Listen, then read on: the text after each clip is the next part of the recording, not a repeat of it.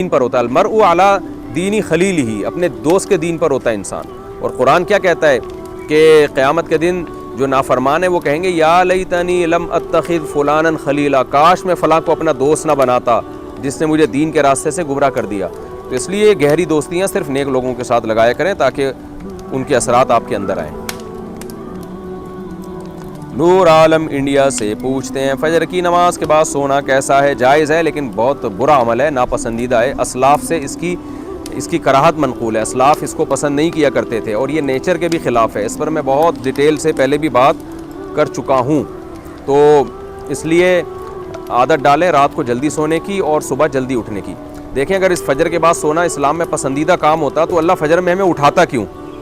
دنیا میں کبھی ایسا ہو سکتا ہے کسی کو اٹھایا جائے تاکہ سو جائے؟ وہ ہمیں اٹھایا اس لیے جا رہا ہے کہ اٹھنے کا ٹائم ہو گیا، اب سو گئے، اب اٹھو، چلو پھرو کام کرو.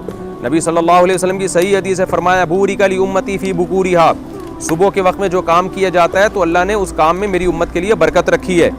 تو ہم صبح صبح کاموں کو کیا کریں، لیکن جائز ہے، کوئی مجبوری ہو تو کوئی حرج نہیں.